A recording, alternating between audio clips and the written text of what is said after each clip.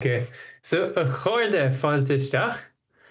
We're here at the beginning of Lúnasa, August, and it's a nice time to just tune in to the seasons because we've got the four parts of the old Celtic calendar essentially.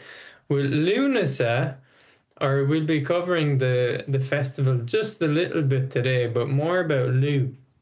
But it's a festival that we don't actually have like a English translation for.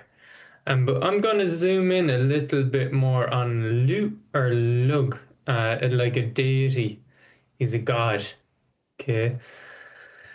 So on Mhin OSullivan last month, we were covering Om or Ugam, if you remember. And I suggested this video. It's on David Stifter's channel, and it's a Maynooth University and collaboration. It's about a specific project they've been working on. And I was really interested in just this little screenshot from it because they quickly talk about this Lugodikos name, and the interest from an Om perspective is that the pronunciation of the name changed over the centuries in Ireland, and the Om changed with it. So the spelling changed, and we can track that down. We can see in different stones that pronunciation changing. And this name is pointing out Lugh or Lugh. So like a Indo-European god, it's not just someone who shows up in Ireland, but Lugh is in our mythology in Ireland. Again, I'm no expert on Simúldum. It's very interesting to me, but I'm zero expert in anything. So these are illustrations by Maud Gonne. Now, I was at the W.B. Yeats experience lately in the National Library, Kildare Street in Blacklia in Dublin. I mentioned W.B. Yeats because he was infatuated by Maud Gonne. But Maud Gonne was an avid nationalist, if I can use the term feminist, advocating women's rights. And there's this little book that Maud Gonne illustrated, The Coming of Lugh. And it looks quite tarot card-like, doesn't it? But Maud Gonne and W.B. Yeats, they were in the Hermetic order. I don't know the full name, but that's the magical order that the Waits tarot card came out of. So it was the same group of people. It's really interesting there. But Maud Gonne illustrated Lugh so like majestically there. So that was just the first thing that popped out for me. It was beautiful. So for me, Dumsa antáhachtach dulgadína Lámhfhada. So Lámhfhada, hand write. So the manuscripts, right?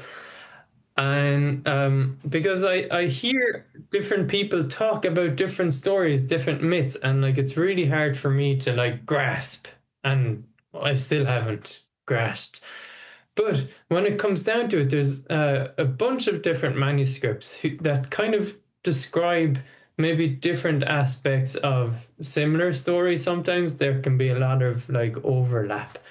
And a lot of these manuscripts are held in Ireland. Some of them are abroad in libraries abroad as well. So monks were scribing onto vellum these stories, this mythology that was being passed down, but they kind of maybe put their own little slant on it. So the story was always evolving. So there's Ca Maga Tuard, and I have not studied Old Irish pronunciation. I've no idea, to be fair. And there was the second battle, and it's in mythological time, or the time of the gods. So it's like the time before the people, but it's a story of how Ireland became to be. And in this great battle, it's between the Tuatha De Danann and then the Fomorians kind of arrive in and push down the Tuatha De Danann, and there's a great battle, and it's Lou's actually a mix. His father, I think, Cian, is of the Tuatha De Danann, and then his mom is one of the Fomorians. So he's a special mix, this god mix between the two peoples. To some accounts anyway, he's the father or divine father of Cuchulainn, the great hero warrior of Irish myth as well. Okay, so that's just trying to place Lugh, but it's like these stories are a bit evasive too. And I'm not a storyteller, so I would just be not doing it justice to people who can tell stories. So Aaron and Ciorcal Hegarty, I've been hearing a lot about their candlelit tales. I'd call it a movement. They're really impassioned in how they tell the stories of mythology. So this is episode 122 that they talk about Lugh, and Lugh Samildánach. So I'll talk a bit about that. But definitely check them out. And someone who I really enjoy on YouTube is Oliver Lavy, or Storyco. I don't know, has anybody here have come across his stories, but he's a fantastic storyteller. He's based in Cessna in England, and so his perspective, his knowledge is from that. He's studied the Celtic myths, obviously, and he travels around too. So really interesting storyteller. I love his storytelling, very engaging. And you can see Mod Gon's illustration pop up again there. And there's Mhin OSullivan's book, which I have right here, that Emma introduced me to. And Mhin describes in the introduction how she was basically, somebody like suggested that she really needs to write a book about early Irish literature. And she did, coming, I think, from Maynooth University. And it's a really nice kind of pulling together of these evasive mythological stories. That's from Four Courts Press. So I really recommend Mhin's book as well. So Lugh has a couple of like mottos or nicknames, and one is Lugh Samildánach, or when you look up the translation, he's equally skilled. And I'd like to dive into these words a little bit. And Emma, mother founder Líamtaisteach chuma le éonar de ceartú ta fáilte road chuma. So in one of the stories, the Tuatha De Danann and the De Danann are having like this party, festivities, and Lugh comes up. I won't try to tell the story, but he basically tries to claim who he is and what he can achieve by saying he is not just skilled in one thing. He says, I'm a builder, smith, champion, a harper, warrior, poet, historian, sorcerer, physician, cupbearer, and brazier. So he can do all this, and they're amazed and they let him in. So let's dive in a little there. So that's Old Irish. Now, if we try to translate that into modern Irish, like Samil Dánach, I believe this is the breakdown, because Ildánach itself means like all-rounded or talented or like multi-talented. But if you break it down like Samil and Dánach, so Samil would be the word we use for like a model or like the image of, and Dánach, having skills, having the arts. So it's like you could kind of try to translate this like the archetype of all the talents. And I like kind of amplifying these words because that might not mean anything to you, but if you start picking it apart, like Donlan, we've covered that in our conversation practice recently, art gallery. And Dawn, today, Aberdán, tell a poem, and Ildánach. We have that, the all round, the talented. Okay. So it's nice to be building up your vocabulary around these myths because it builds all these new layers, right? So you've got the story, you've got the myth, and you've got your folklore, Severus Changan building on top of that. Then you can go to Edil as well, dil.ie, and it's got like old Middle Irish, and some of it, it can be very hard to decipher if you're not kind of trained in that. But it does give the English translation too. So I'm not going to give a full translation from this page, but really interesting connotations here. Because you can see a dawn can be a gift, like physically, or it can be a gift from God or the Holy Ghost. So kind of coming straight into like bodily form or towards the person, or natural talent, or indeed like your profession, something you work at. So it's not just a poem that might be the basic, that might be the very obvious translation today, dawn. But this idea that you've got this creativity of the arts coming from God towards you. So it's like, this gift of creativity. And there's another part of it, being destined to, or something is in store for you, or it's like fated. So we have this phrase in Irish, and I'd like you to do a bit of homework because you can search or talk to ChatGPT or whatever you want to do. Inanda.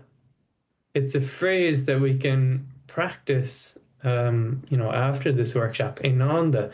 So something is like in store for you, or even fated, or the person was kind of fated to become something.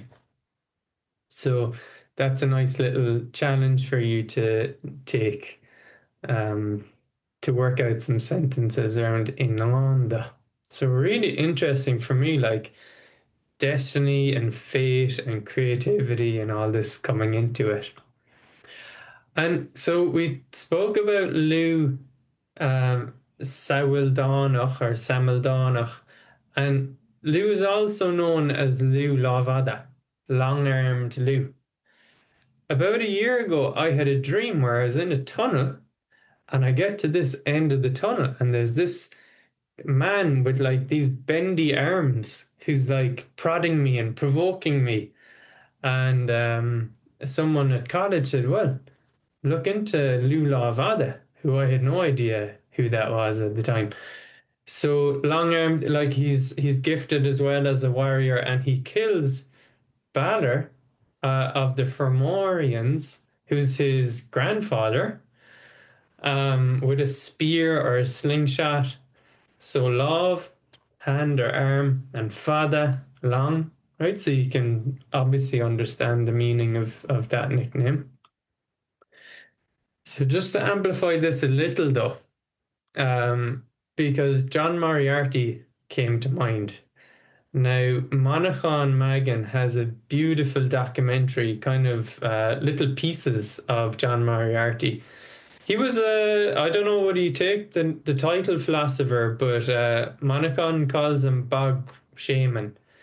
And John Moriarty, of what I know about him, he left his job in academia, went to live in Connemara, and just worked on people's gardens. And he probably has had the peace of mind. And he has this book, Invoking Ireland.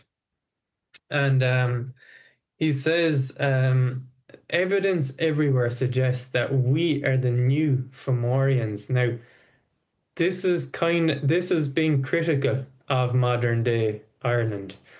Kind of those people who overeat and don't really respect the gods, don't really respect the land, don't respect the culture. And he says, in Ireland, which will it be? Will it be the Orphic way, so Orpheus and his song, or Hercules and his club?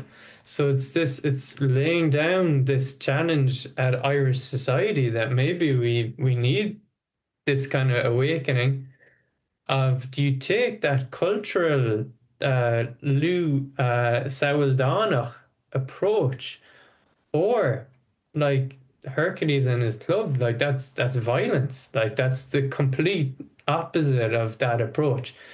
So Moriarty, he calls this like a prophecy, but not that it will happen, but it's like it's a call to the Irish people.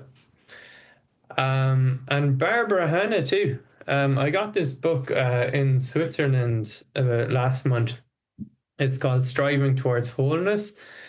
And I got it in a Jungian Carl Jung museum. So I'm studying Jungian psychology in college.